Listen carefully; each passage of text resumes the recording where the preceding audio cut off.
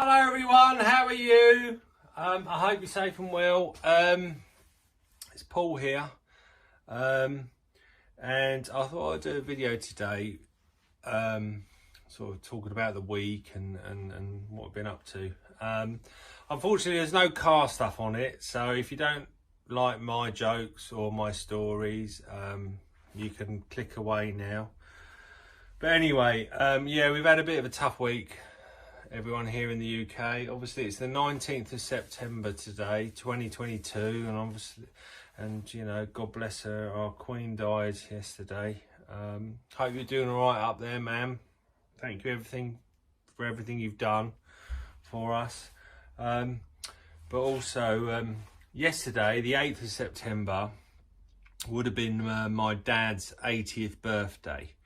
Now, I'm sure most of you know he died in December 2021, so it's not even been a year, but yeah, it would have been his birthday yesterday and he would have been 80.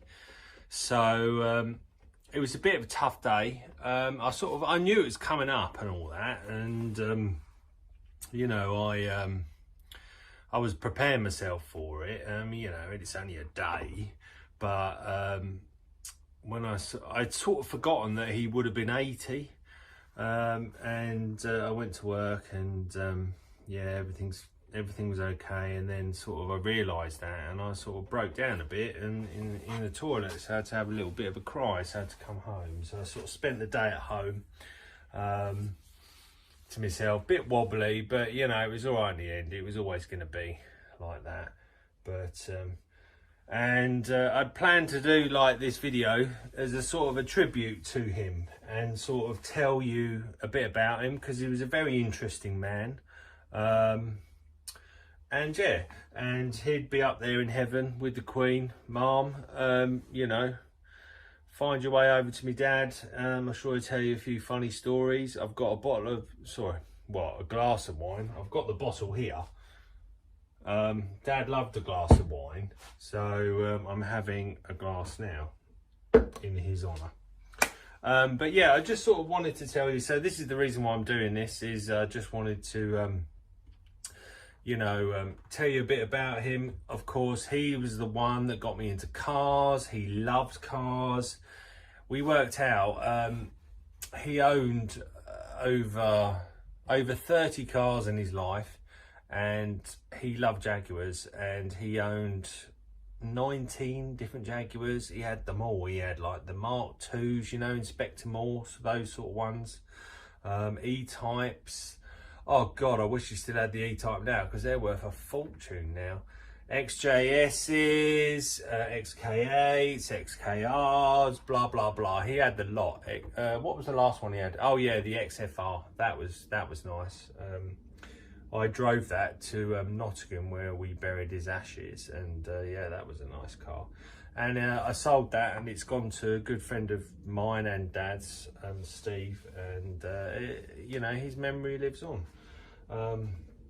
So I'm wearing this nice polo shirt, which was my dad's, and you know, when I was clearing his house out, he had so many clothes. He loved a catalogue, you know, those ones that come through the post, you know, and he bought loads and loads of shirts and stuff like that, and a lot of them were still new, but you know, we had to clear all that out. But this was one of the ones that sort of fitted me, because he was a big guy, my old man. Yeah, and that's where I get my rugby-esque sort of physique from. Yeah, I'm no ballerina, put it that way, and the fact that I like beers and wines and all that sort of stuff, yeah, I don't think I will be a ballerina. So no Billy Elliot for me. I've got a list here, so if you keep wondering why I keep looking down here, it's sort of, I've got a list because I'm trying to be a bit professional. So yeah, so I just want to tell you a bit about my dad. So he was 79 when he died. He was from Lithuania, born in 1942, and you know, he got driven out of his home. bit like, you know, what's happening in Ukraine. God bless them. Hope you're okay, everyone. Yeah, and they made their way across the top of Europe all the way to England, sort of like on horseback. And he settled in Cornwall with his mum and dad and his sister. And then he lived on a farm. You know, he had to learn English. He got sent to the local schools, had to learn English. And then the whole family, when the farming trade dried up, the whole family moved to Manchester because his dad could earn more money in the factories in Manchester. So he settled in Manchester, again was in schools, although between Cornwall and Manchester, his mum, so my grandma, who I never met because unfortunately she passed away before I was born. Oh no, I was born, but I was too young to remember. My granddad, his dad, died before I was born. She really wanted him to be a priest, and she sent him to like all these schools in Italy and Germany and all this sort of stuff when he was like 15 years old. And anyway, that didn't work out, and he came back and he ended up doing A-levels and his degree a lot older than the other people were.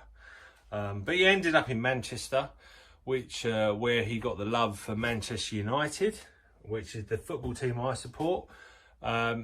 Good to see they're doing a bit better. Obviously, in the days of Alex Ferguson, yeah, we were winning everything, and that was fantastic. And hopefully those days will come back. But he was in Manchester, and he went to university there. He became an optician, which obviously was very handy for me because I am blind as a bat. It must have saved me a fortune over the years, him being an optician. And then he ended up in Nottingham. I don't know what happened there. I can't quite remember. But yeah, his mum and dad are buried in Nottingham. And that's where Dad is now buried, his ashes.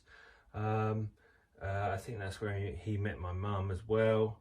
And yeah, so that was him. He was an optician, but then eventually the family moved down to where we live now, and he opened up an optician's, and he was an optician for 50 years, like in a local high street, you know, just a one-man band sort of jobby.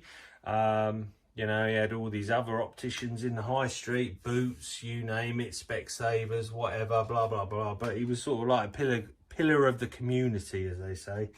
Yeah, you know. And he was also a very keen table tennis player,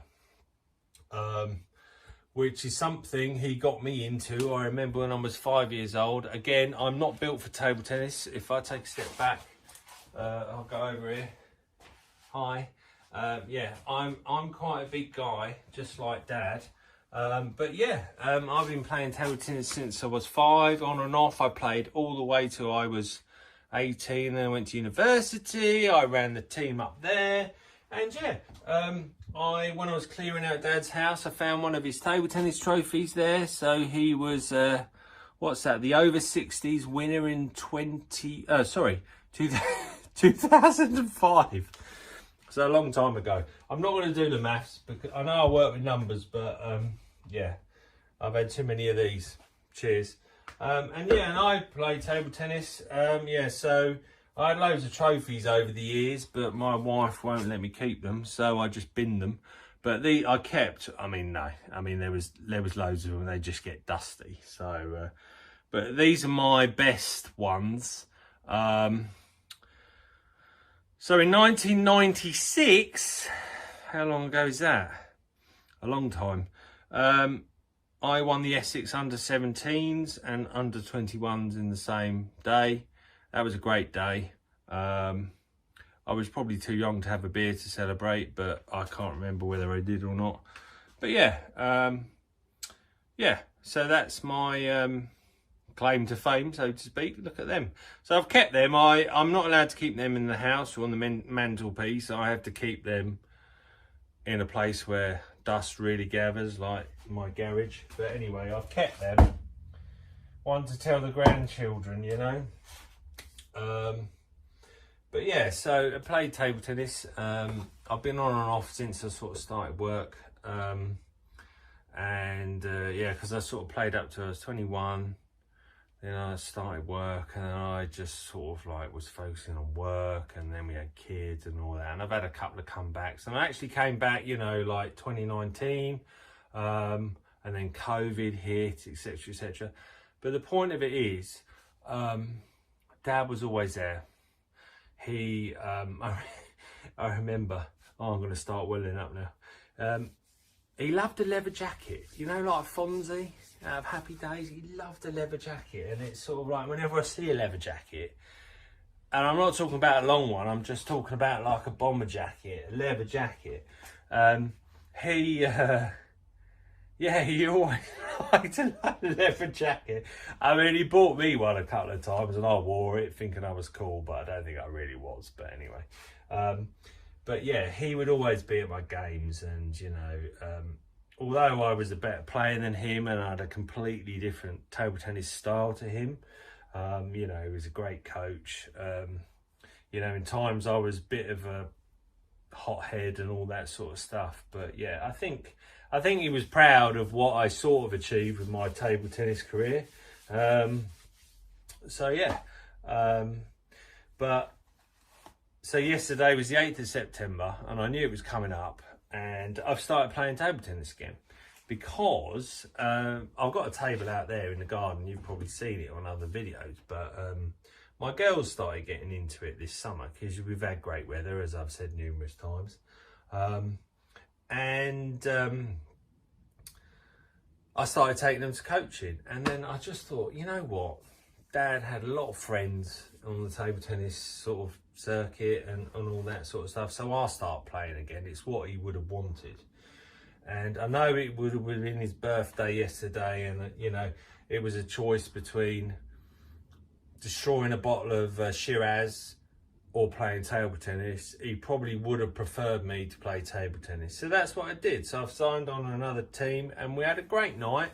We finished about 10 o'clock, had a great game. We drew 5-all. You know, all the guys there had known Dad years, and I'd known him years, and we finished at 10. We went and had a beer in a pub, brought everyone around, and said, just like, you know, this is for Dad's buying you this round, and when we had and yeah, we had a toast to him, and it was really nice. And so then I got home about 10:30, and then I destroyed the bottle of Chardonnay. No, Chardonnay, Shiraz. It was Shiraz. No, I didn't really. I only had a glass because I'd work the next day. But yeah, I've been. I just thought to mark the occasion, I had some photos made, or photos printed. Sorry. So this is me and Dad when we just finished the Ferrari. God, look how thin I look. Oh, I wish I could look like that now. But anyway, yeah, so I've had that, and I've framed that, and I'm going to put that in my garage somewhere. And then this is a photo that a friend of mine and Dad sent to me. This is just Dad, and this just sort of like shows him how I'd like to remember him. He loved a beer, he loved a rugby shirt, and yeah, he just looks really happy there.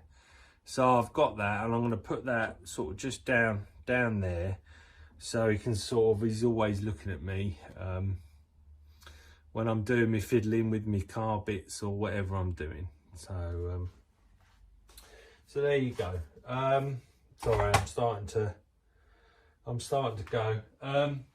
But yeah, so other things to update you on. My puzzle's done. Look at that. I've had that made. I love that picture. 1,000 pieces. It'd probably be about that big.